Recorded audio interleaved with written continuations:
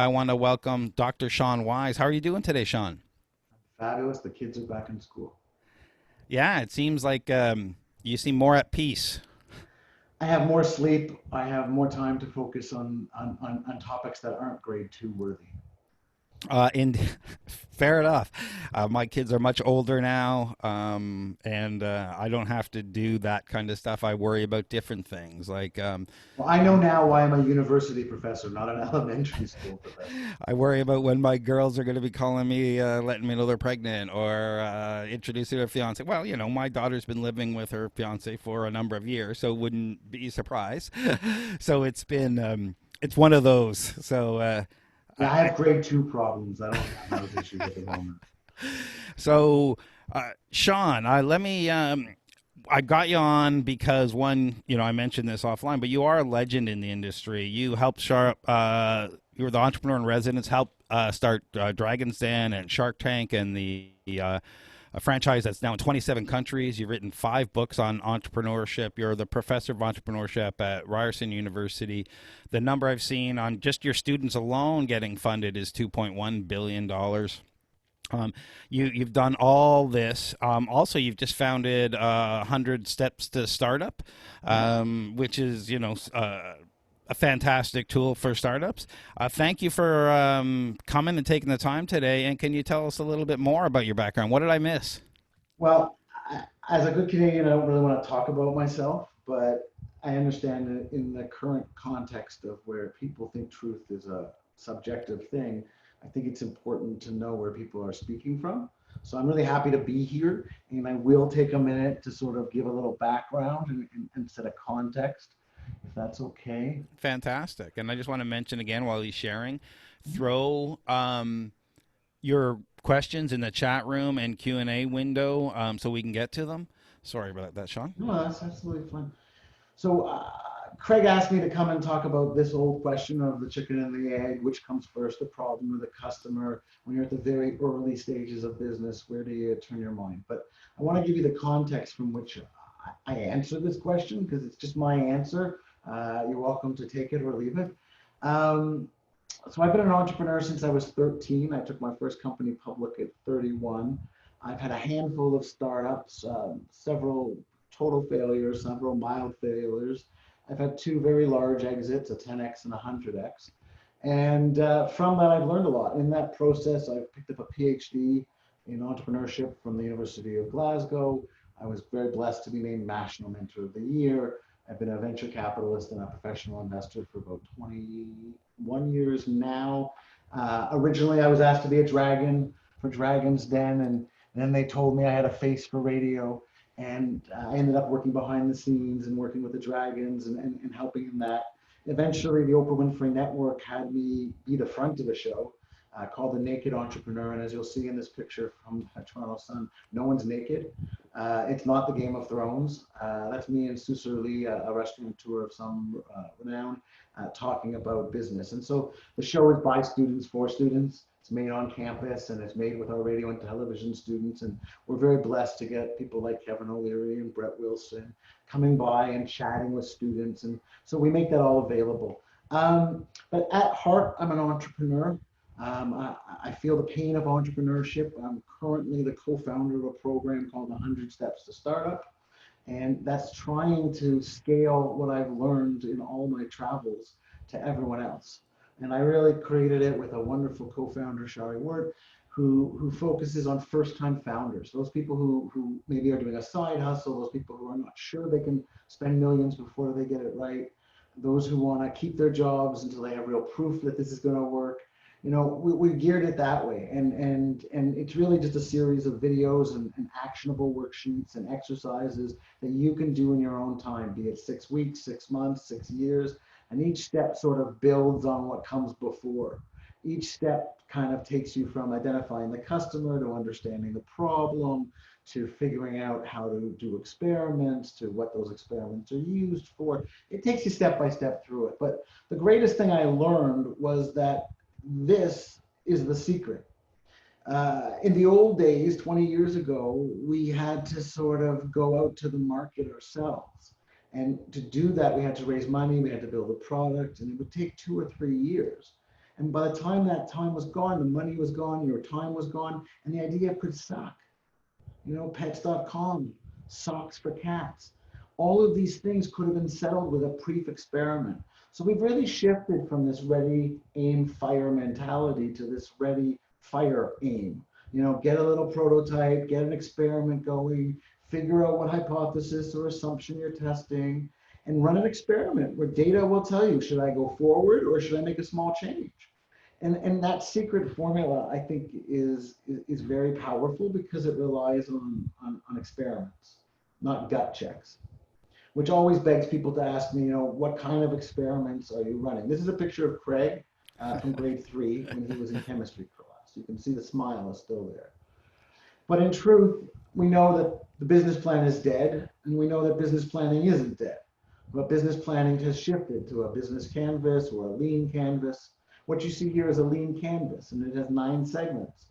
And each of these segments is a part of your business. And you can test each of these segments. And how do we know? Because Google does it, and Amazon does it, and Netflix does it, and 1,000 of my students do it.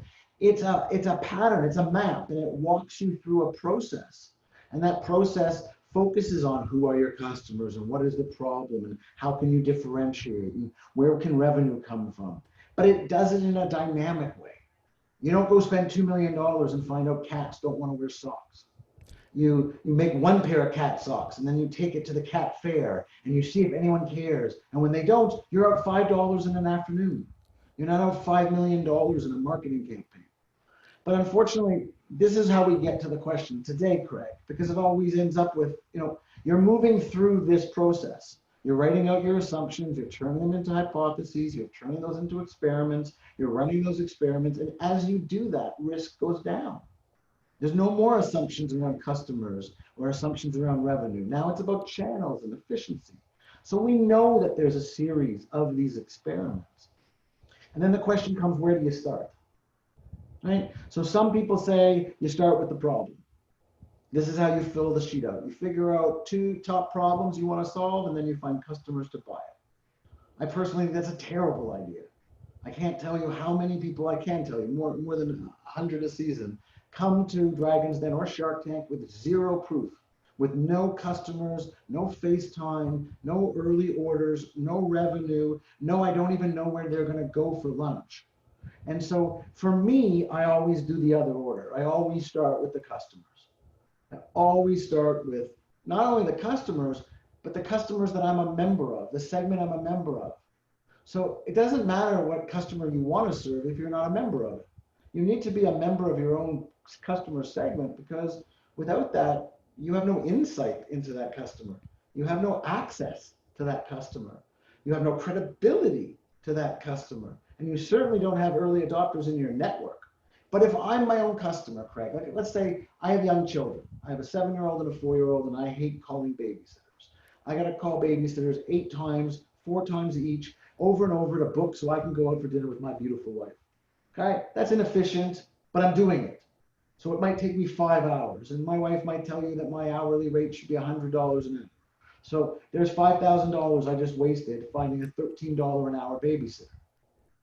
So as a father of young children, I'm in that customer segment. So I have insight into that problem. I also know everyone else in my kids' class and their parents, and they're all early adopters because they're also going out with their spouses and can't find a babysitter. It's not like this is a one-off problem. And what about credibility? When I go and speak to them to sell them my solution, whatever that is, to solve the babysitter problem, what if I don't have any children?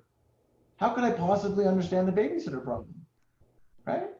So being the customer is so important because you need the insight, you need the access. And that's why 100 Steps to Startup always starts with the customer. Right there, identify a customer group you are a member of.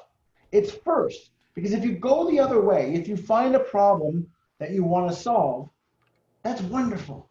But what if you can't get to the customers? And what if you can't get to the customers cost effectively? And what if you can't get to enough customers cost effectively to find a business model before you run out of money and your whole thing falls apart? So we start with customers. And then there's another reason I like to start with customers, because I genuinely care about parents with young kids. I do. I understand their pain. because I'm a member of that group. So meeting more of them, if they decide that babysitters isn't the number one problem. The number one problem is the COVID test. We need a kids' COVID test. And if I go speak to 100 young parents of young children with my mock-up of my babysitter app, and they all say to me, I don't need a babysitter because in the pandemic, I can't go out anyway. Well, here's what I need.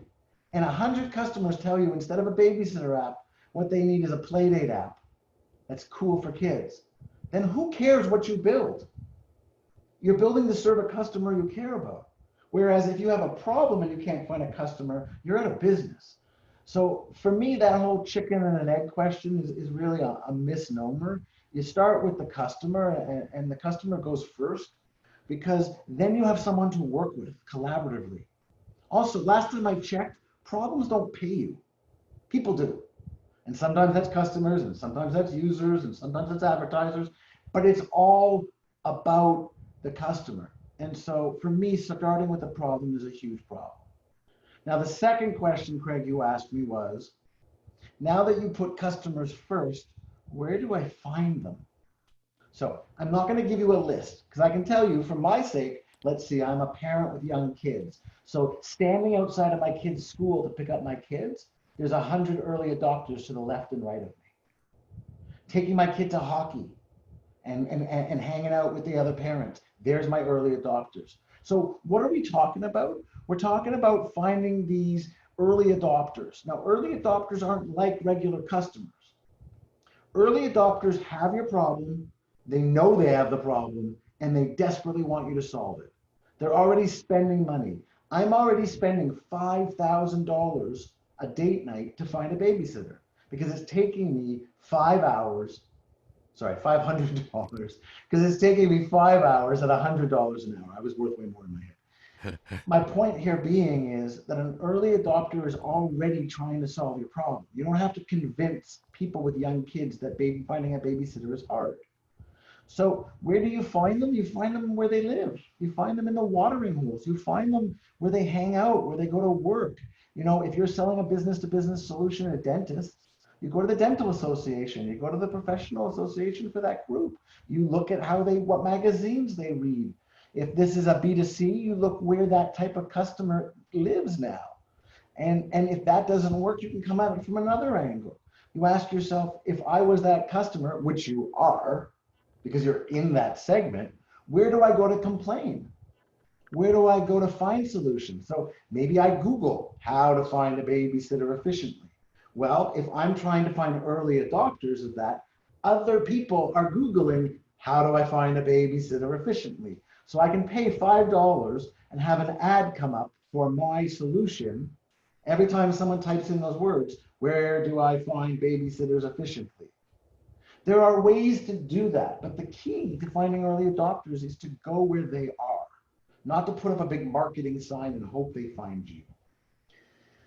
I went way too long to answer 2 questions. I know you prefer to talk it out. If anybody has a follow-up or anyone wants a copy of these slides or anybody wants a promo code for 100 Steps to Startup, you can just send me an email. Craig, enough of me babbling. Let's do the really important stuff. Yeah, so I've got a bunch of questions, and we're hoping we're going to get a bunch of questions from the chat room. So put them in the chat, put them in the Q&A window. But, you know, you said start with the customer, but don't you need to know what problem you're solving before you find customers? No, I think that's a misnomer.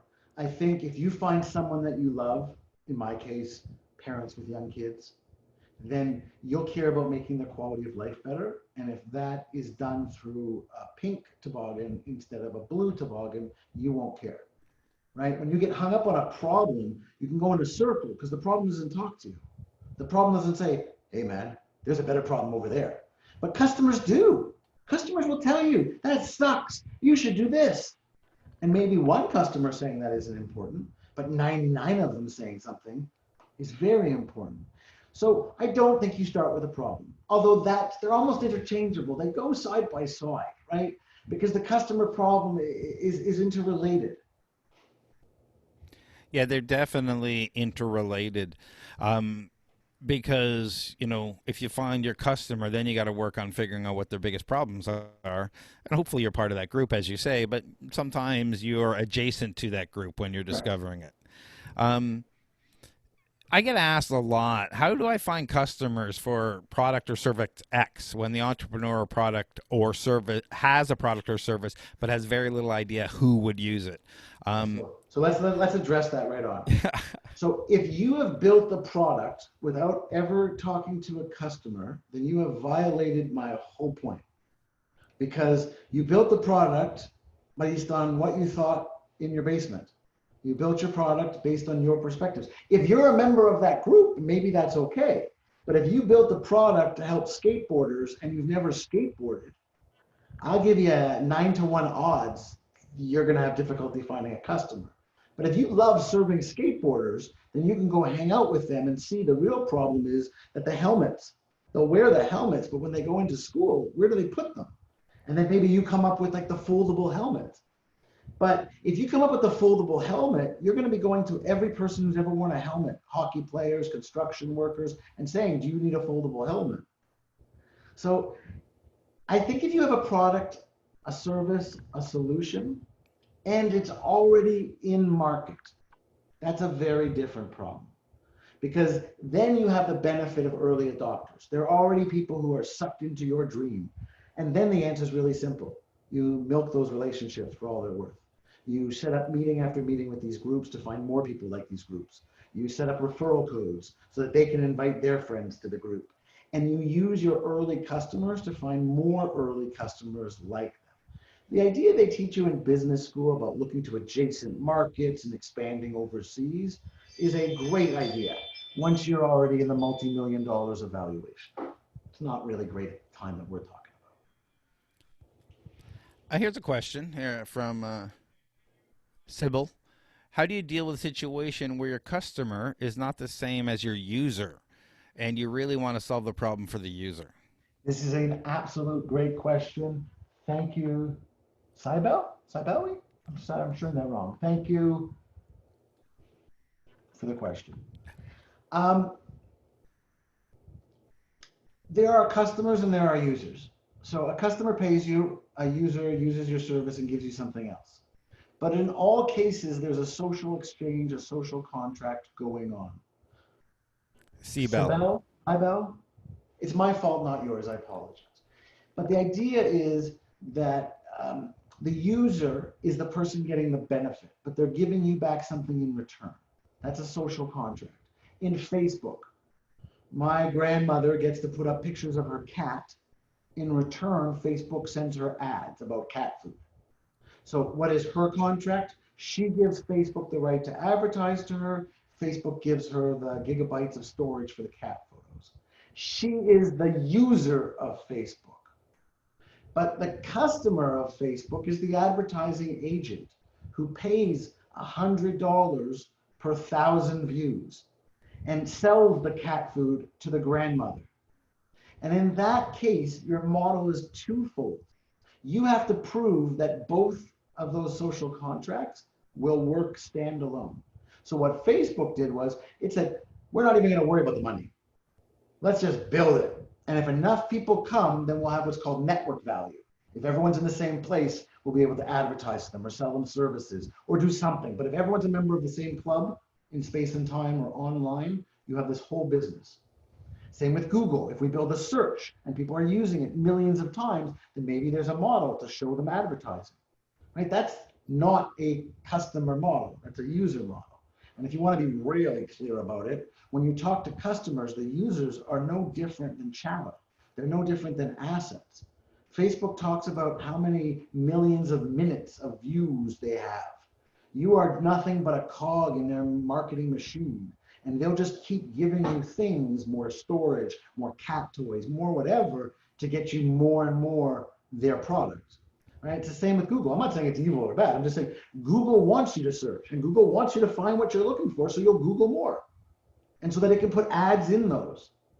So when you're not the customer, or the customer isn't the user and the user's not the customer, you have to run those experiments in parallel. Because if you run them like Facebook, you're going to need to burn through millions of dollars before you can get to the second question. So then the question becomes, can you get users to anchor it? So if you were Facebook and you wanted to follow my advice, you would go out and you would get both customers and users at the same time. You'd find a value proposition to recruit new users, more memory, more this, more that. And you would use business to business salespeople to sell the future product. We are working on the world's first always on virtual world. We currently have 1,000 people playing a day. We are looking for people who will be interested in advertising when we get to 100,000, right? And that's where you can get things like the metaverse and things that were this community where if you don't get enough people to it, right? Hotmail, Gmail, we give it away for free. Do we really? Or does Google read our mail and then show us ads that reflect what's in our mail? Otherwise, you wouldn't get those wacky ads. So there's a trade. And so the question that Tybell has is really a good one. When you have what's called a double-sided market, you have to develop both. And in this case, you have a double-sided business model. You have to have more users to charge more to the customers. And without customers, you can't afford to recruit the users. So you do it in phases. You recruit the first 100, and then you get an advertiser. Then you recruit the next 1,000, and then you get an advertiser. I'm oversimplifying it, but you do it in lockstep. That was a great question. And again, I apologize for mispronouncing your name. How much does scratching your own itch, with the idea if something is frustrating you, it's probably frustrating a bunch of other people too, come into play when finding a problem to solve? Can this be a trap for entrepreneurs, or is this the right path? So for me, it's the right path. For me, it's the opposite of a trap. For me, it's the golden key that opens up everything. We won't allow our students, we would never encourage any of our first-time founders in 100 Steps to Startup to ever start that way. Sorry, to ever not start that way. You always have to scratch your own itch. You always have to solve your own problem. The difficulty becomes when you don't have the insight, you don't have the access, you don't have the credibility. I don't think it's a trap to want to solve problems that you yourself have. We all have a climate change problem. We all have a social injustice problem. We all have a pandemic problem.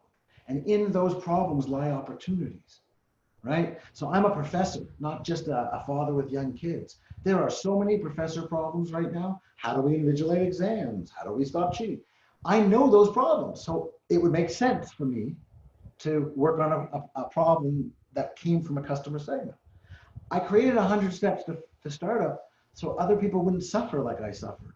You wouldn't have to fail and lose everything, right? I don't want people to have 20 years of hard knocks, right? We know these things because we've seen them. We've seen this go again and again in the Tinders and in the Ubers and in the fast growth businesses are all around us. So I say to you, have an itch, scratch that itch, be fascinated with that itch. But this metaphor is soon going to get very uncomfortable. So in that vein, I hear a lot about the same thing: market size, market size, market size. So, when you're going after a customer, you're rarely thinking about market size. You're thinking about scratching your own itch. How big of a market is big enough? It's a fascinating question, and I think it's an important one. And the answer to the question is 2 billion, but I'll get you there in a minute. I think the first thing you have to understand is that as a customer segment, you have lots of problems. And each of those problems is a potential market, right? Pandemic is the problem. Online learning, how does that work? What do masks do? So you always have the opportunity to build out where you're coming from. And when you scratch your own itch, and you have to choose a market. So when we do 100 steps, you choose 100 problems that you have, or 10, and then you weigh them by market size. Because you don't want to be solving a problem for a blacksmith. If blacksmithery is your customer segment, then I suggest you create an unemployment board. Because it's not a large and growing market. You want a large and growing market, pandemic masks. You want something because a rising tide floats all boats. The business of blacksmithery is going down. I don't need to be a genius to see that, right? 100-year decline.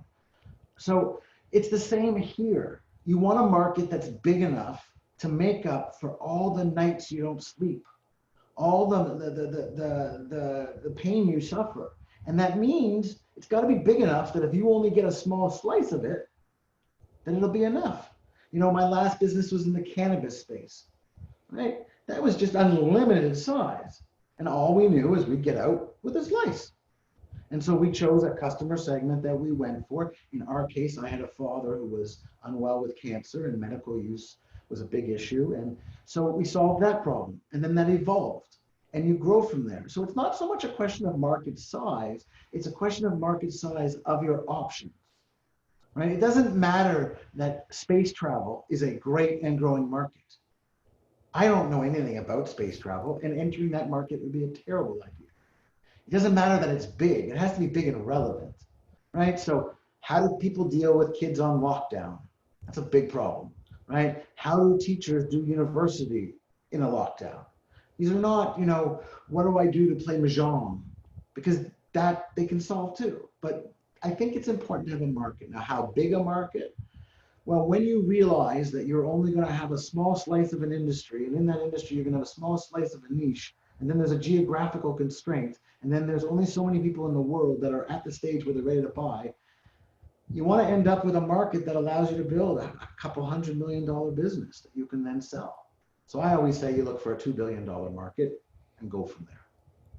That's a great answer and a very specific one. So I really like that. We got a long one here. I'm going to read it, but I'll ask you another question first. Okay. So if you have an idea, where do you start looking for a problem worth solving? If you don't have So an idea. when you say an idea, what do you mean? A solution? If I don't have an idea for a product, where do I start looking for a problem worth I solving? love that. I wish people would drop their stupid ideas and come more open-minded. When you have an idea and you've been banging on it for a while, it blurs you. It gives you a bias. And so I like people to start with that tabula rasa, that blank slate. And so not having an idea is 10 times better than having an idea. When you start with not having an idea, you're open. And so you look to what customer segments you're a member of. And then you look to the problems that each of those customer segments have. And then you look to rate those customer segment problems based on market size, based on the inelasticity of demand, how necessary it is, based on needs versus wants. And so I think not having an idea is even better than having an idea, because not having an idea opens you up to all the hundreds of ideas that the customers probably need.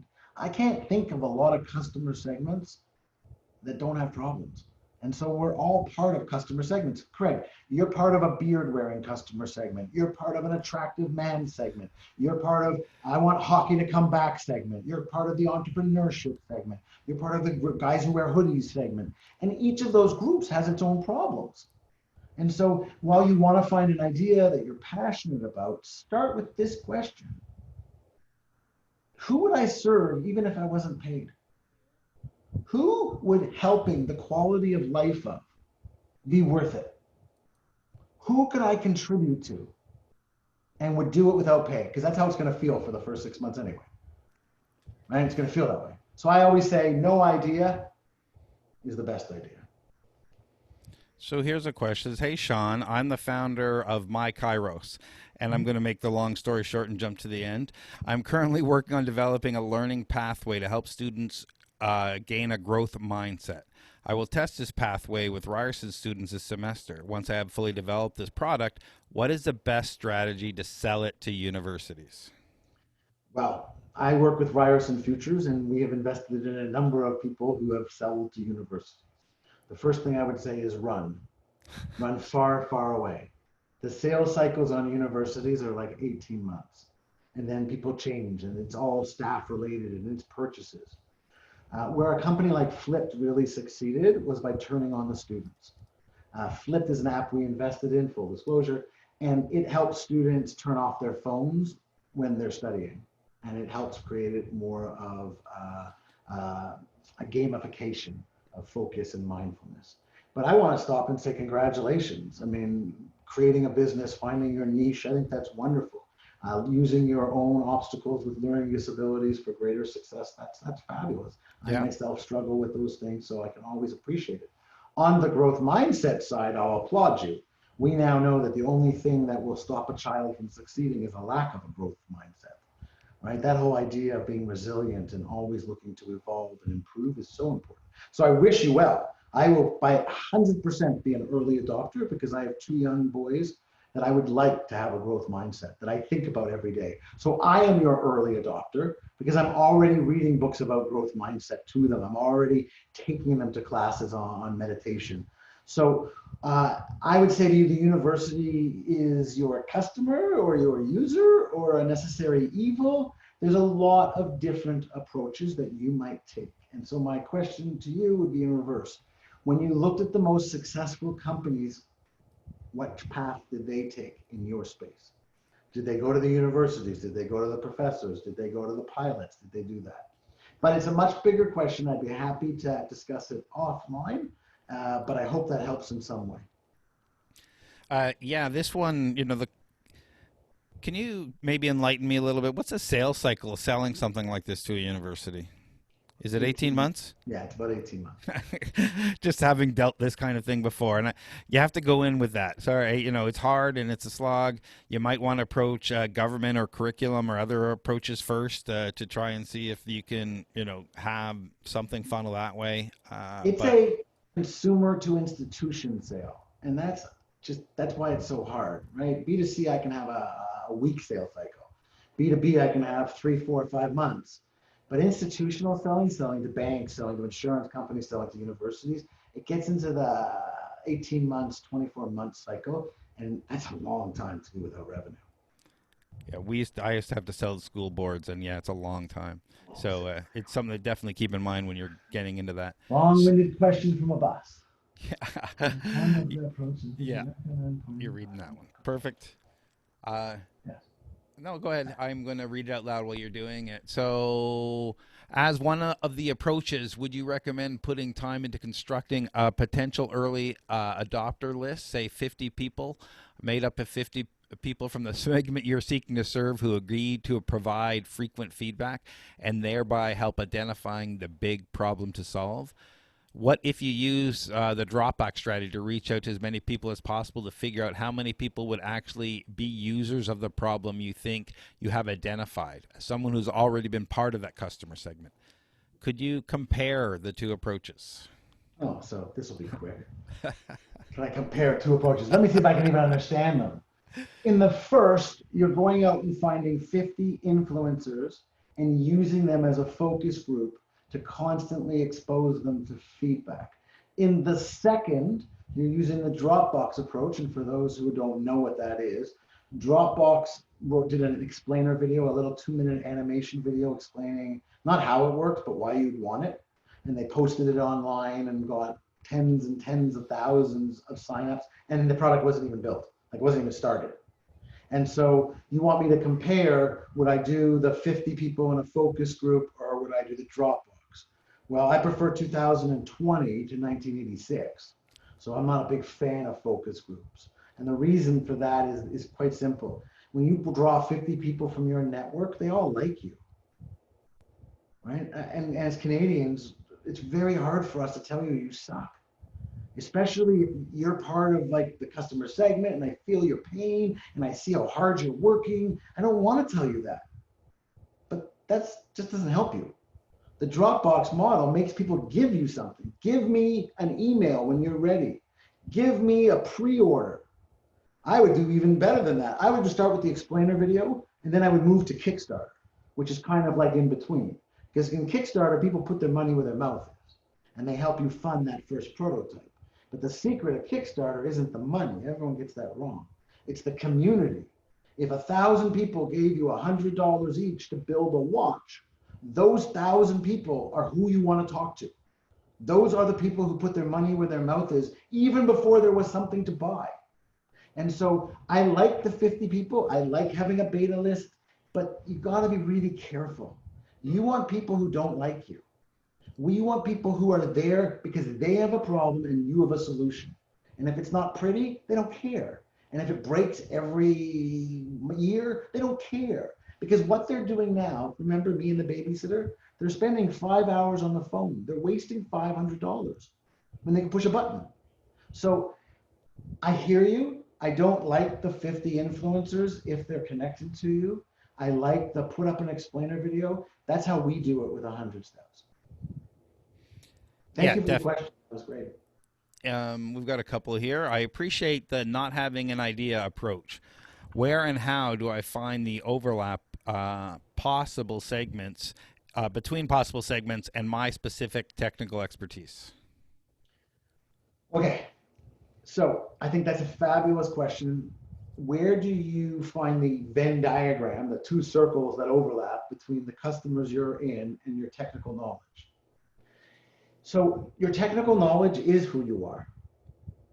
So let's just say you're a coder. So you could be a coder who's also a parent of young kids. Then your technical overlaps would be to use a coding solution to solve that problem. But you're still solving the problem of a customer.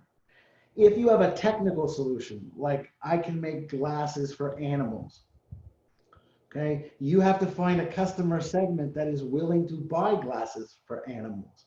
And you can find them because people pay thousands for insurance.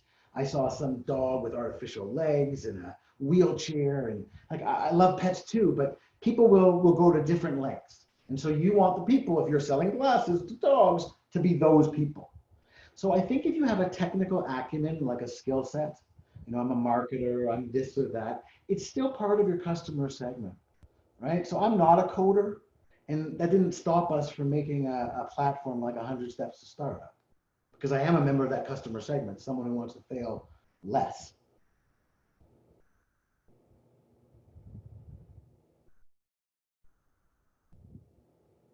Sorry, I was muted. You definitely have to talk to, if you're talking to people, you have to talk to people who are, what will tell you no, will give you, the right feedback. And the easiest way to do that is ask for money. Your cousins, your aunts, your friends from high school, they love to give you advice. They love to tell you what you should do with your product. See if they'll pay for it. Then listen to them. And if they don't pay, don't listen. Absolutely. Yawar here. My question is, should a startup give away shares for early adopters so that early adopters feel incentivized to become product evangelists? No. Equity is for work going forward. If you want to hire them to be a product evangelist, if you want to create a club of your influencers, I've seen that really successful. Again, Flip does that. I'm all for that. But they're your influencers, they're your early adopters because they're desperate for the solution. The moment you move money in, people will undermine their credibility. You're only saying that because you're paid. For instance, do we really think the superstar on TV who holds the bottle drinks the product in the bottle? Maybe, maybe not. So I would try to keep that in mind.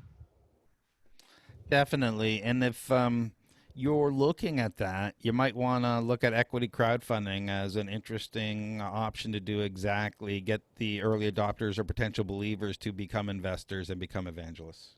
It's a great point, Craig. Early adopting is like that Kickstarter and what you're talking about, having a vested interest. Now, you do that a little bit, by the way, on large B2B plays. When you need the first bank to adopt your product, it's not uncommon for the banking investment arm to want a little piece of the action. But that's, you're doing $1 million sales. I wouldn't do that when I'm selling a B2C product like Angry Birds. I'm Mo, your ex student and co Hi, founder Mo. of Team. Hey, Mo. You have always told us sales cycle for universities too long regarding privacy, security, accessibility concerns. We have some instructors using our platforms at the moment for free, but my question is, when do you think the best time to approach universities and to sell them? So, as a university fiduciary, I will always suggest you go through the proper channels. Most universities now make you fill out all sorts of paperwork about privacy, about data, all for the right reasons.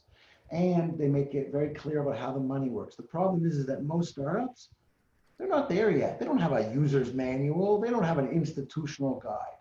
So I would do what you're doing. And that's what we tell our investments. You don't ask permission, you ask forgiveness. You go and you work with the teachers who will work with you. You publish the research that it works, and more teachers will flock to you. I mean, again, Flip grew an entire business out of students because they couldn't get the universities to sign off, and then the universities all showed up. So I think you're doing it the right way. You start with it with professors, you try to expand into departments, and you try to let it be pulled through. Your product is quite good because we do group work now more than ever, but groups are still being selected by randomization, right? There's so much more that could be done to make group work for students better if only a product like Team was available that would allow you to sort based on much deeper philosophies and research. Thank you for your question, and I hope you're doing well. Here's a question from Paul. We're digitizing a successful analog business so it can reach beyond a single local market. Yep. What dangers or traps do you see for a business that already thinks it knows how things work when it goes online? Ask yourself the average age of the people making decisions. If it's over 40, you're in big trouble. What's happening now isn't just everyone's going on the internet. It's a whole different way of business. We're teaching classes online and students are on WhatsApp in the background. The world is so different that I would be afraid that the first principles you founded your analog business, whatever that might be, right, would have changed. And so what I do now that I have more gray hair than not is I now use my students, that's not the right way to say that, I now leverage my students because they're all 30 years old. And that's what the future is going to be like. So I would suggest the biggest trap is the assumption that you've already identified, that we know everything and there's nothing left to learn. I think you really need to go back to first principles or you risk cannibalizing the analog business just to become bigger, right? There's nothing wrong with having a great local business that feeds your family for 50 years. Not everyone's a global business, but it's not just turn a switch and become a global business. There's a lot that goes on in that scale. And so I think that you are right to ask those questions. And I think you're right to turn to the young, turn to people who are in your network that you trust, and see what they think the nature of your analog business is. Businesses that have been around for years, like insurance and real estate, they're ripe for disruption. So switching to digital isn't enough. You can't just reproduce what you did. You need to return to first principles. And if your analog business is a family business, it could be first principles from 50 years ago. And maybe those assumptions aren't true. But you are asking the right question, and I appreciate that you asked it. Thanks, Paul. If it's a business I'm thinking about, yeah, really need to start thinking about the age group of the people making the decisions, moving online for your for your customers, not the consumer. So the businesses you're dealing with. So interesting. Um, Siebel came back and said that mentioned that the company that built Blackboard somehow got into universities. Is it easy to get on that platform? No. So D2L, Blackboard, they've all created walled gardens. And so if you're a little player and you want to be in their walled garden, they try to extract a heavy rent. Oh, and this is a good question. How can someone with existing mental health challenges get started in entrepreneurship? It's a generic I don't have question. an answer for that, but I will tell you that it's extremely important conversation to have. I know my mentor, Brad Feld, has made a very big push this year to be transparent about his mental well-being, and he suffers from some OCD and some other issues that I'll let him describe. I think entrepreneurship, in my case, with my ADHD, is more common because it's an overlap. But mental wellness is a starting point, for me at least, and you got to take care of yourself before you can take care of a business. But at the same time, running a business is a form of therapy. You're addressing your own problems, you're solving your own things. So if you're solving a mental wellness problem, it's probably not that big of an issue. If you're just a regular human working in a regular startup, it's an issue we all have to be aware of, and it's one that's growing. The pressures of homework, this pandemic, and being an entrepreneur are not good. But at the same time, we've come to realize that some of those skills, the ADHD and some of the other things, can be very powerful for entrepreneurs. So I wouldn't let it dissuade you, but first and foremost, take care of yourself. Everything starts with your own mind. So the better you can get that, the stronger you'll be. You'll find a lot of entrepreneurs are more than willing to talk about mental health. I'm a rapid cycle manic depressive. It just is what it is. But what I would suggest is, because entrepreneurship is such a slog, you need to build your support network. That's it. We have a great community at Toronto How did Starts. Toronto Starts? Yeah, just build your support network, because it is a slog, and you need people you can talk to. So find those people. But entrepreneurship's welcoming. Mental health issues are not uncommon.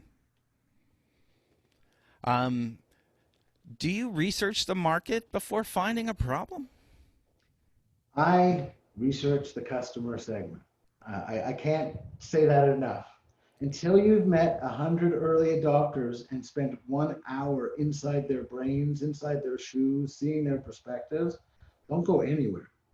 What's the point? I mean, you have to go and see that they all agree with your assumptions, that this problem is worth solving, that this problem is worth solving and being paid for, that this problem is big enough that they would put up with it being crappy at the beginning. And so you can research markets till you're blue in the face. All that tells you is that Bloomberg thinks it's a good market. It doesn't tell you it is a good market. You go see 100 people and 10 of them call you every day wondering if the product is ready. That's market research. That's confirmatory data. That's what you're looking for. Whenever we deal with business to business and you have a lot less sales calls, I always say the same thing. Once you hear the same expressions over and over again, the same complaints, the same suggestions, now you got to shut up and listen. These people aren't plotting together. They're having these thoughts independently, which means there is a customer market there. So yes, if by market you mean customer, yes, it all starts with customer market. But if by market research you mean reading Bloomberg's opinion, not so much. Fair. And yeah, understanding your specific target segment and where you're starting is more specific. Yeah, willingness to pay is one of the essential areas of validation I like to dive deep into with people. Where does it fit when finding a problem worth solving and finding customers? Where does validation? Where does willingness to pay fit? So again, you're a professor, right? So I'm always going to give you the bigger answer. So paying is one form of currency, right? Currency is anything you trade. When you put pictures of cats on Facebook, you're trading that storage space for the currency of your attention. There is a ladder of currencies, and it's called a ladder because it's like a ladder, and you can go step up. So when you have nothing but a dream, and you put up a little video like Dropbox did, and you put a button below that says buy now. Every time someone clicks that button, that's a form of currency. It's really low. It's not as good as a monthly subscription, but it's a form of currency. Now, you change that button to leave your email here, that's a form of currency. And so if you walk in my office and say, yeah, you're right, I don't know that we can make revenue, but I got 100,000 people on a wait list in less than 16 hours, I don't need more currency, right? But clicking a link is currency, clicking on an ad is currency, putting up your email is currency, registering for a site is currency, paying us first is currency, showing up every week and using their tools so they can advertise against you is currency. So for me, validation is all about it's risk, but can I make it less risky? And if you go back to how we started, you take that lean canvas of 9 elements and you write all of your assumptions, and each one of those is a risk. And each one of those can be an experiment.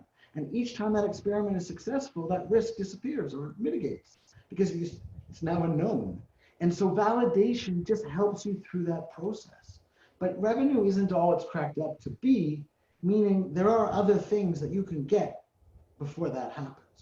But yeah, if Kickstarter raises $10 million to build the first smart ring, I don't need much more than that to know that there's at least $10 million sitting on the sideline of early adopters. And then there's the early majority, the late majority, and the laggards. So the markets are big. When it You comes got to time for one more? yeah, and I'm thinking,